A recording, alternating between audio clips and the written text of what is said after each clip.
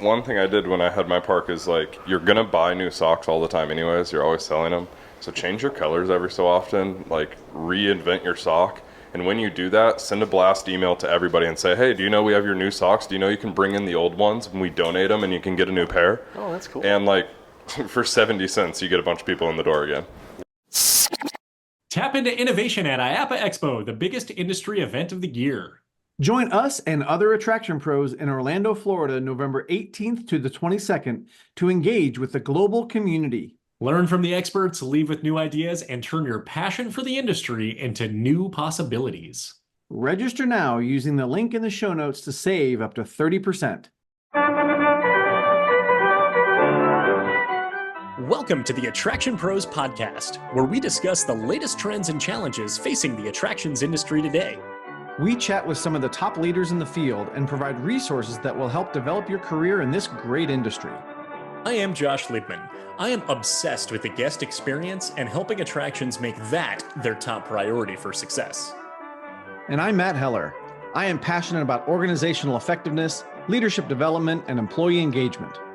Now sit upright, hold on tight, and get ready for the Attraction Pros podcast. Welcome to Attraction Pros Live!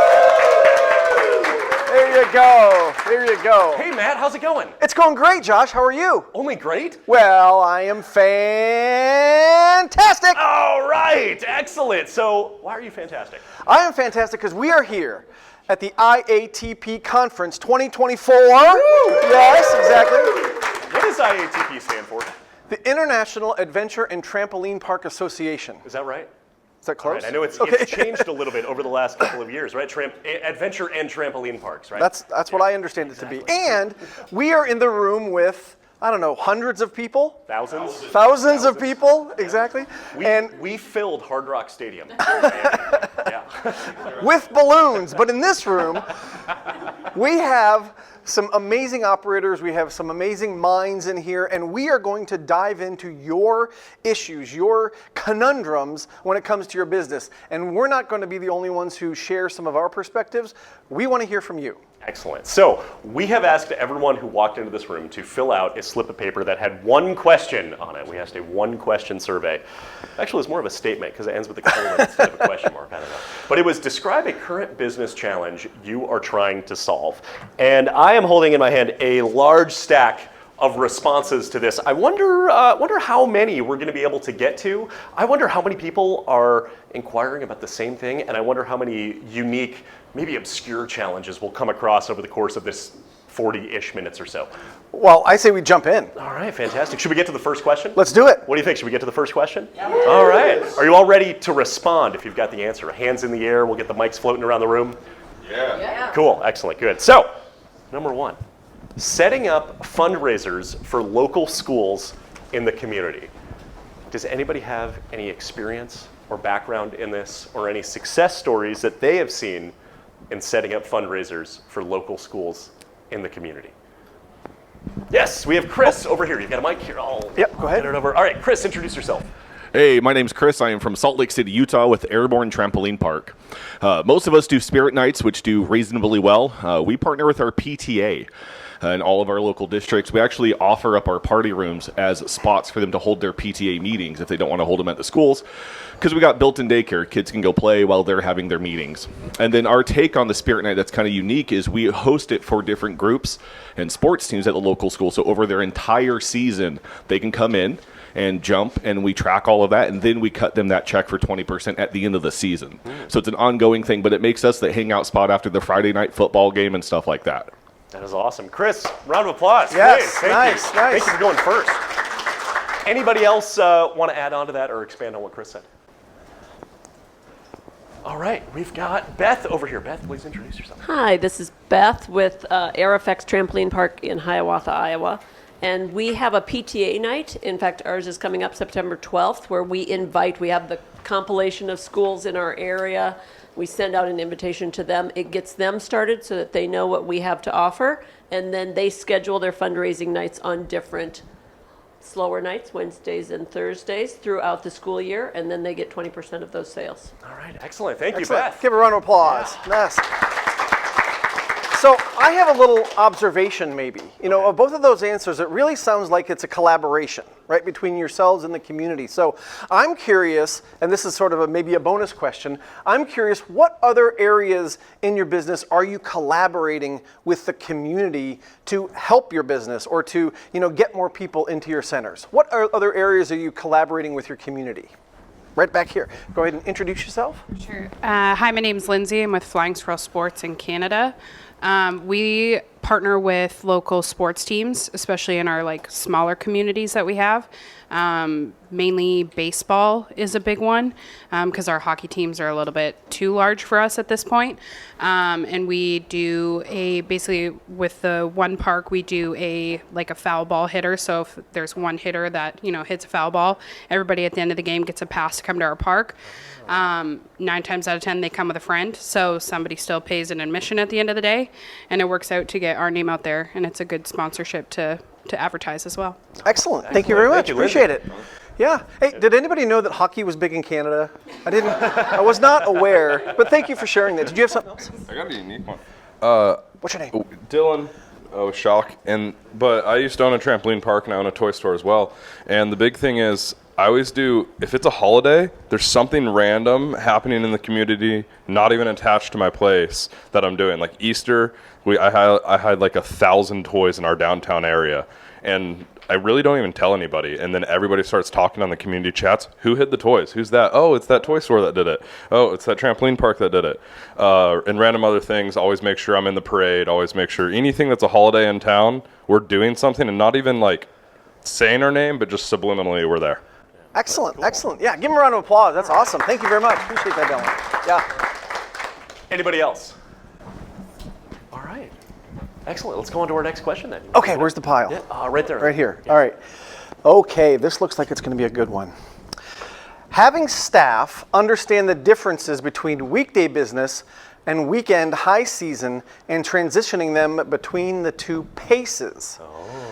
This sounds like a good one. So who's got some thoughts on transitioning that mindset from the busy times to the not so busy times? Okay, yeah, that's okay. You can answer more than once, It's all right.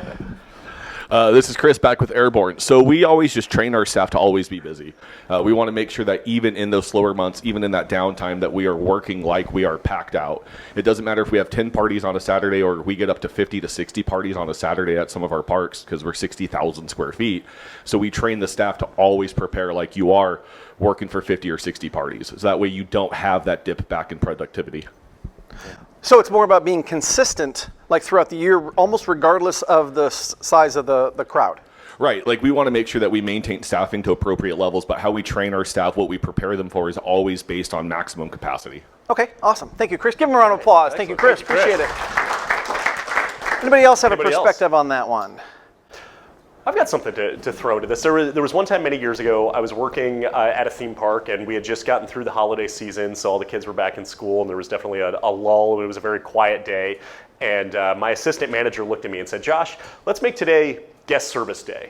Now, what he meant by that, because every day, of course, is guest service day, he goes, let's take a walk. Let's just go walk around. Let's talk to guests. Let's have those deeper conversations with them that we wouldn't necessarily be able to have during the peak season when it is go, go, go, and we are super rushed and focusing on the efficiency of the operation. So knowing we can balance to say, hey, we can provide great service at whatever volume of business that we're at. If it's that peak season, we're focused on service through efficiency and hopefully doing it with a very friendly attitude. But when it's slow, now we can get to know guests a little bit better and actually deepen the relationship. So being able to kind of ebb and flow your ability to personalize the experience can vary based on volumes of business as well.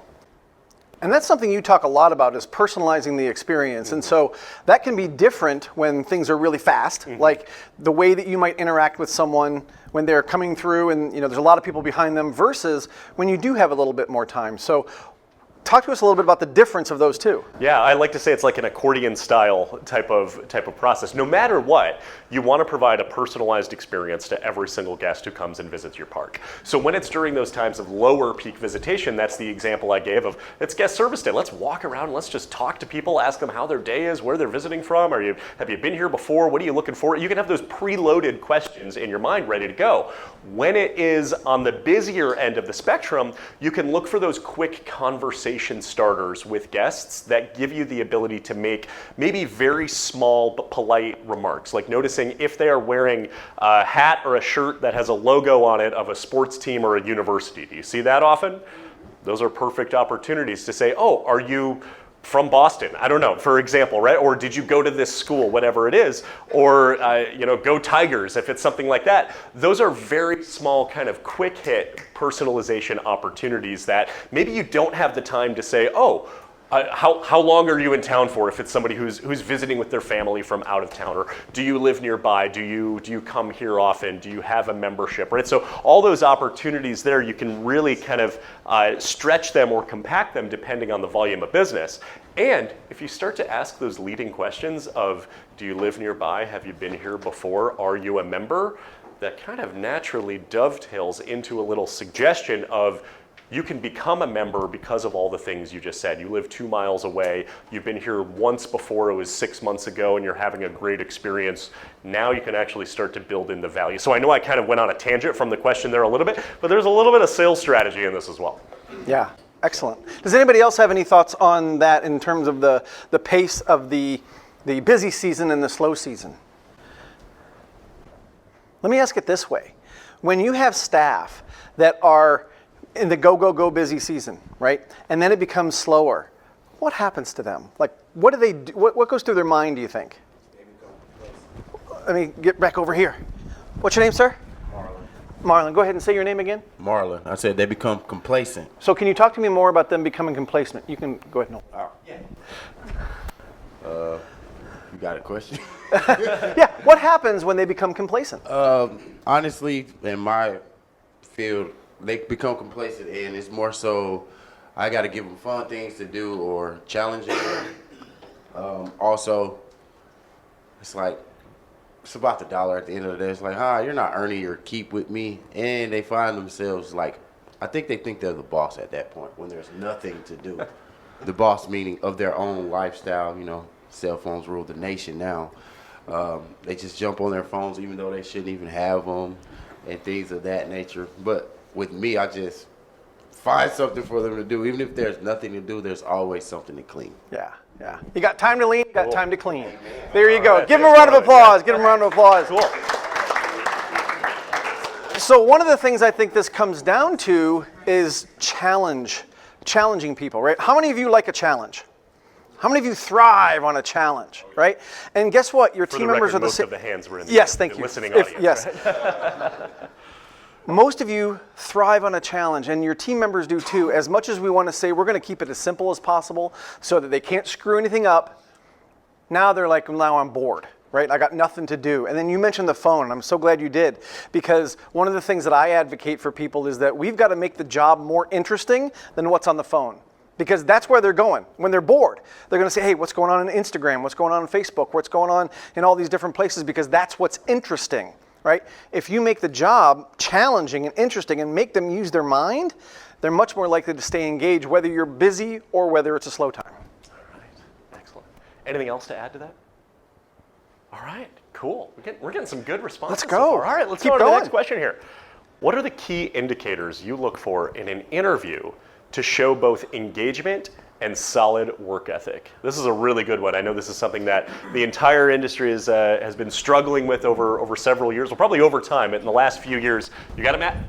That this has become particularly challenging with the labor market. So excited to hear your response. So since First of all, state your name. My name is Cam. I'm with Sky Zone. What we do is we look for someone who kind of takes over the room.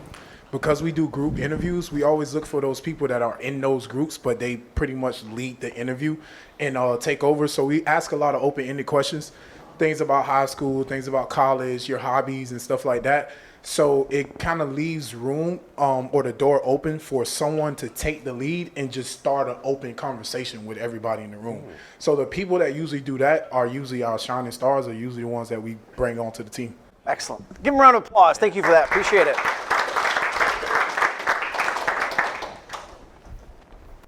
Somebody raise their hand over here. All right. I don't know, Anybody he else? made eye contact. I thought that was like, Eye contact means I have something to say. no, right? Yeah. Anybody else?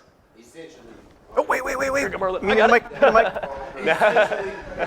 essentially, with me in the business, clearly we work with kids, most of us anyway.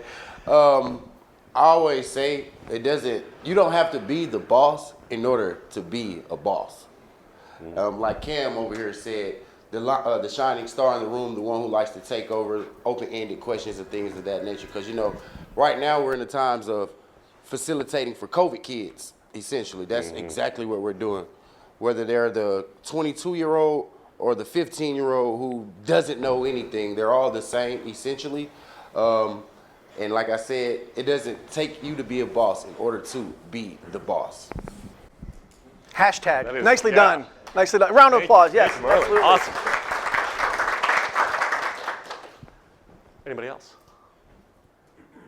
Does anybody else do group interviews? Okay. I got you here. Yep. Talk to us about that process. Yes, I What's your love name? group. My name's Donna from Top Jump in Pigeon Forge, Tennessee. I love group interviews, absolutely. And you're right. You find your shining stars that way, by all means. We do a lot of different questions and a lot of role playing during those interviews, and you can find your winners real quick in a role playing interview. Yeah.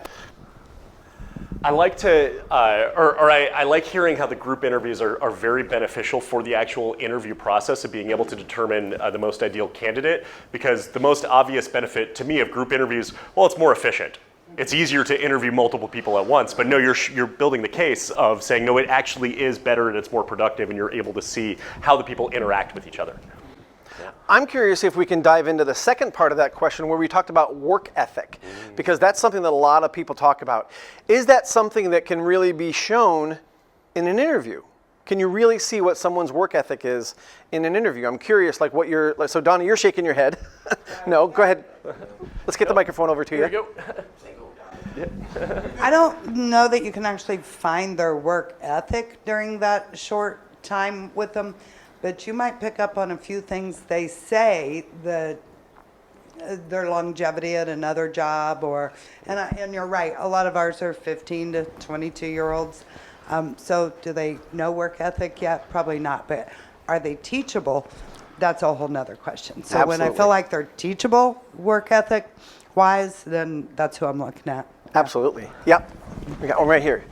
State your name first. Elena, I'm from Edmonton, Canada for Launchpad Trampoline Parks. I would say depending on how you do your group interviews depends on how you can do your group ethic.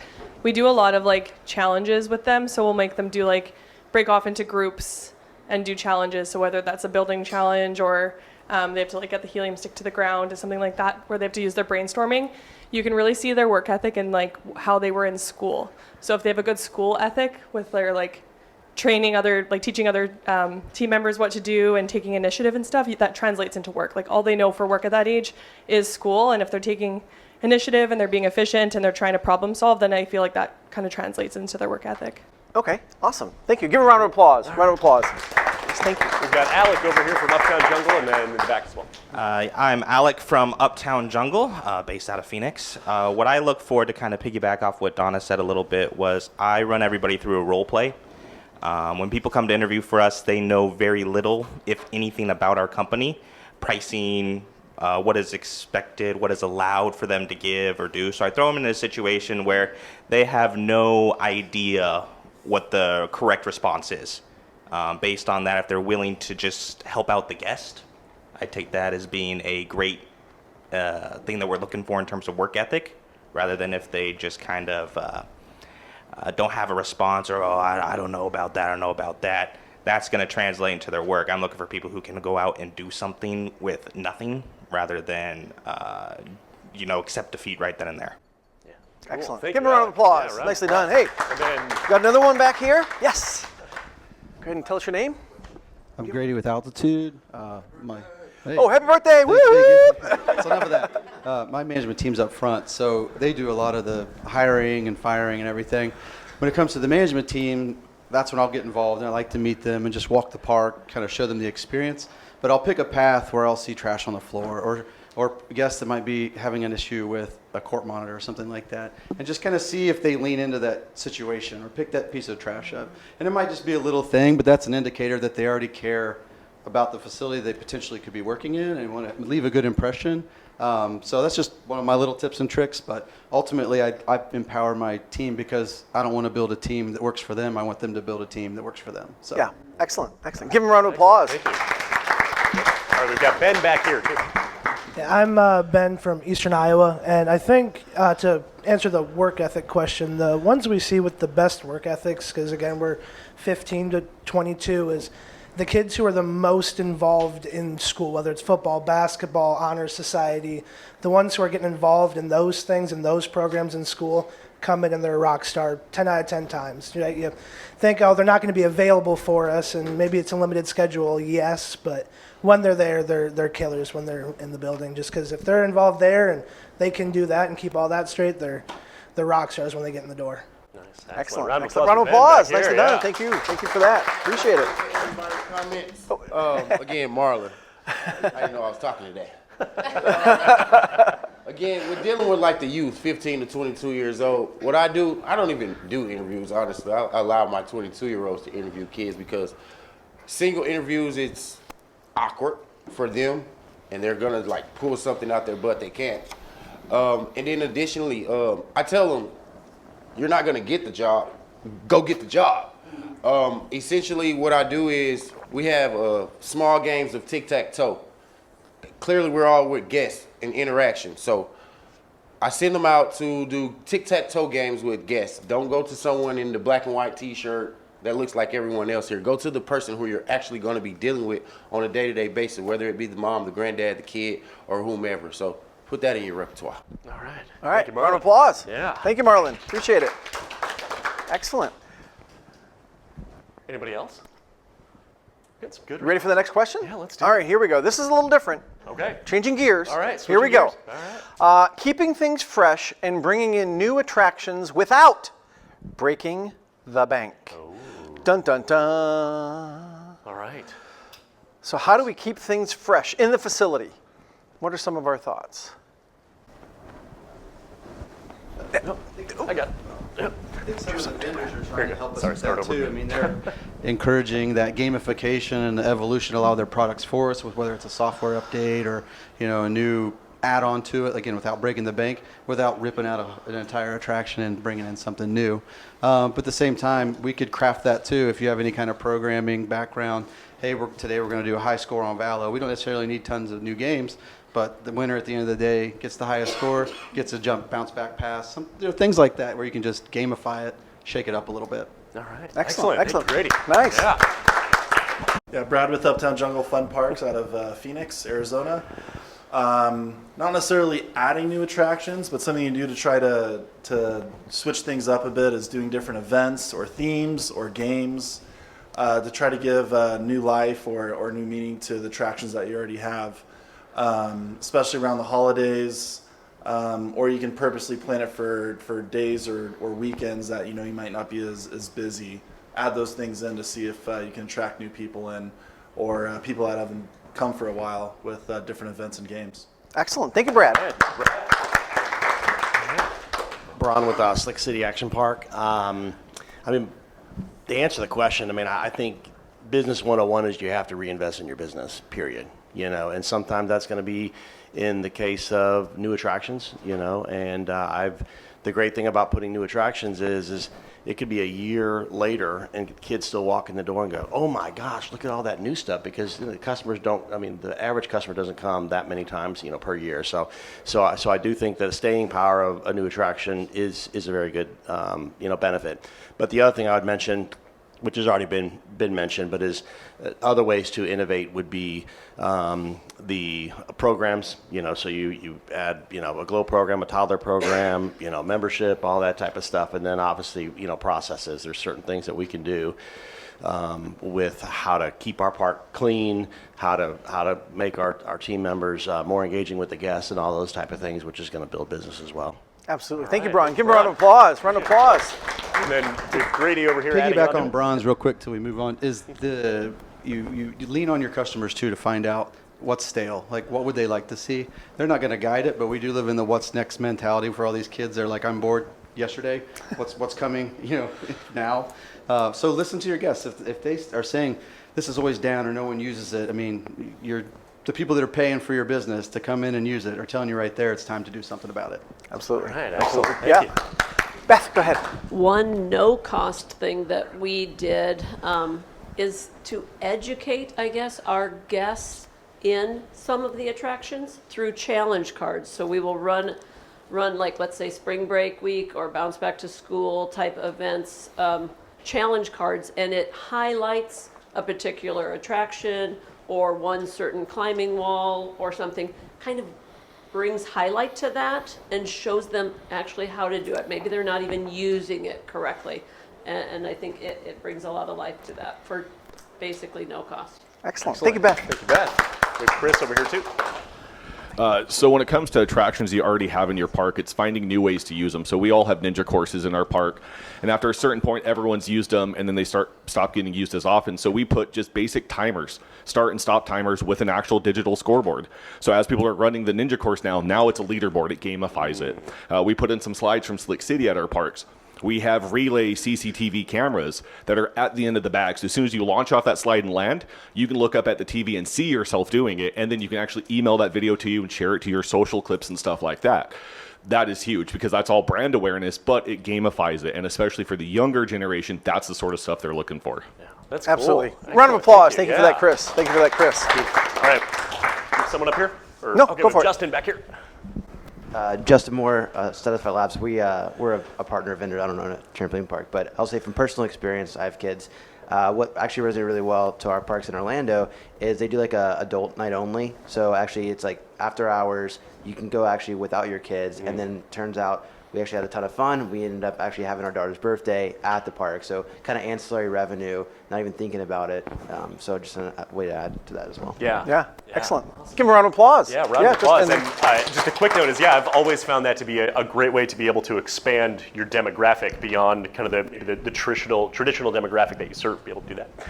I mean, one thing I did when I had my park is like, you're going to buy new socks all the time anyways. You're always selling them. So change your colors every so often, like reinvent your sock.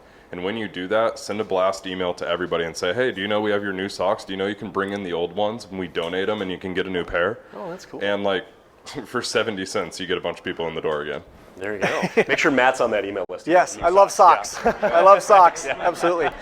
But that was actually going to bring up something that I was going to share that I heard from somebody else was, are there places in your park that are Instagrammable? Are there places that people want to take a photograph of? I know back in the day when Josh and I worked at Universal, there were these things on the ground that said this is a Kodak place or Kodak moment. You put your camera here a certain place, and there's all kinds of cool things that you guys have in your centers that people want to take pictures of. So are you encouraging them to do that? And do they look good enough that you would want them on social media? Those are two of those questions. Yeah. Cool. Anybody else? All right, cool. So on to the next question. Ooh, this looks like a two-part question here. The first part is hiring quality managers / managing labor cost. So maybe we address one, then the next one. So we have Chris over here. Excellent. So the first thing I do after I've interviewed an AGM, a GM, or a manager is walk out to the front desk and talk to my front desk and say, hey, when they came in, how were they? When they were chatting with you for 4 or 5 minutes, were they standoffish? Were they engaging? Were they great at creating a conversation? Because as soon as they walk in the room with me, they turn it on. That's not what I want to see. I want to see how were they with the 16-year-old kid at the front desk. And there's times they're like, oh, no, they were really rude to me. I'm like, well, check. That's gone. Wow. Yeah. Very cool. Awesome. Thank you, Chris. Yeah, give Chris a round of applause. Thank you for that. Embracing feedback from your frontline team members about your leadership. Excellent strategy. What else do you look for, like when you're looking for a new manager? Oh, Brad. One thing I always make sure to do when in the interview is always ask for very specific examples people like to say, oh yeah, I've done this, or I'm good at that, or proficient doing this. But until you get them to really share specific examples of that, you don't know if they're really speaking the truth or not. So don't settle for obscure answers. Ask for very specific examples of how they've done that in their work history. Absolutely, absolutely. Give Brandon a round of applause. Thank you. Yeah. Along that lines, a lot of times, you'll see a job application come in, and the person will say, I'm honest, I'm trustworthy, I have integrity, I'm a great leader. Okay. and Show what me. else? Right. Show me. What is it that goes into all of those? I'm not going to believe me just because you gave me those traits, or that you need to have those. That's table stakes, of course. What else? Don will agree with me. We let them sit for a few minutes and see what they do in their downtime. Are they on their phone? Are they looking around? Are they taking a nap? Are they just as eager and excited to be there as their resume led to be? Yeah. So very similar to what we do with team members, right? We talked about the group interview, who rises to the top. We're actually watching their actual behaviors. I was interviewing once for a GM spot at a family entertainment center, and we had to drive up from a central location. We got to the location, and the person interviewing me said, he goes, I got to take a phone call for about 15 minutes, just walk around and see what you see.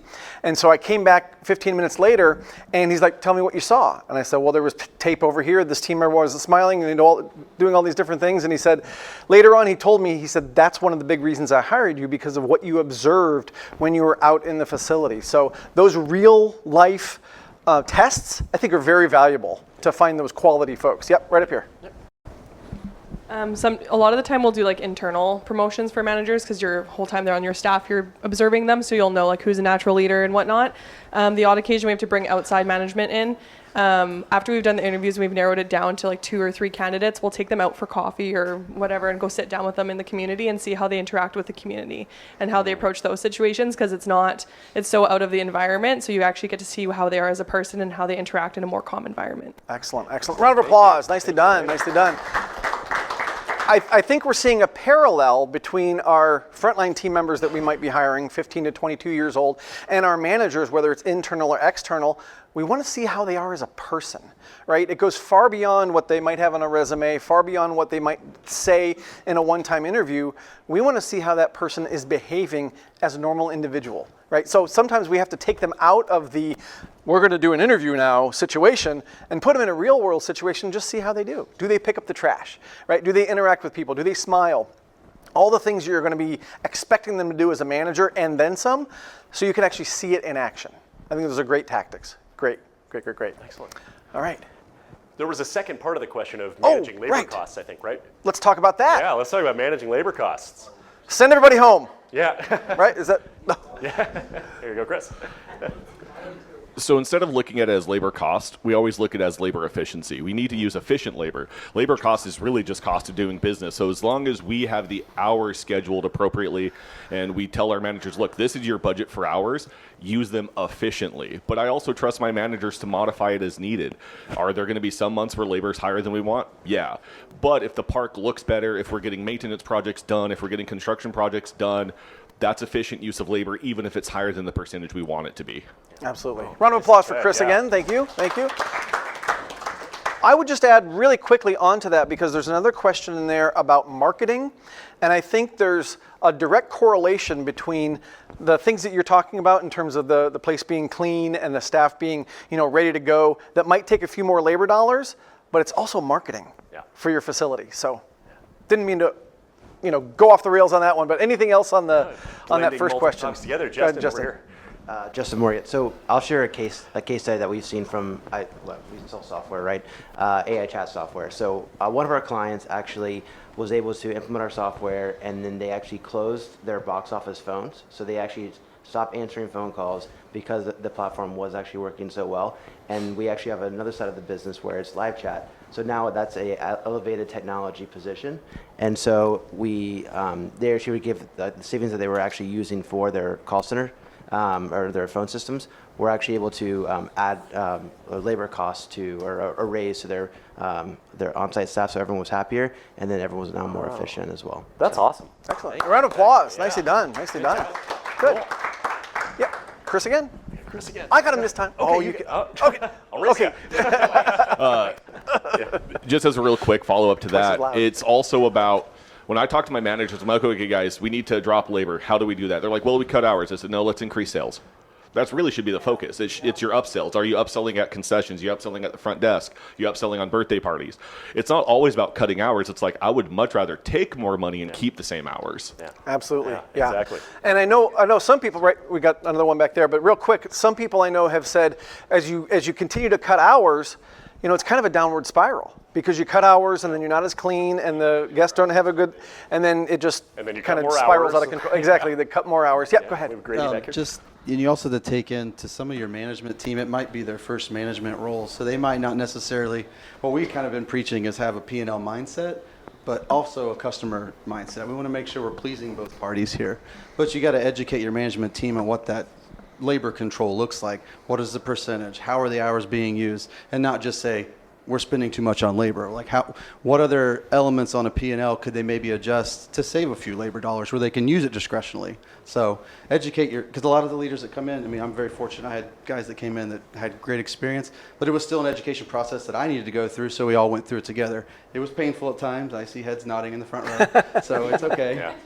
But we got through it and we all feel a little bit like we're making more strategic decisions versus just knee-jerk reactions when the ownership group's saying their labor number's too high.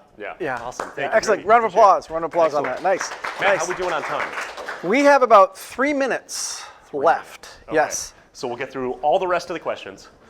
In 2.5 minutes. 2.5 minutes. Get you all out of here on time. What if? Well, are there any more to add on to this existing question here? All right, maybe we do one more question. Yeah, All grab right, one. Cool. Grab All one right. from the top. Okay.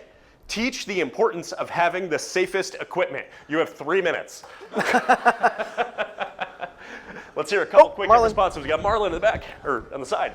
Over here. Funny thing, because we're talking about cutting labor, staff more. No, there you go. Okay. Thank you for not doing a mic drop. We would have let you. Yeah. Right. Yeah. There you go. Yeah. All right. What else?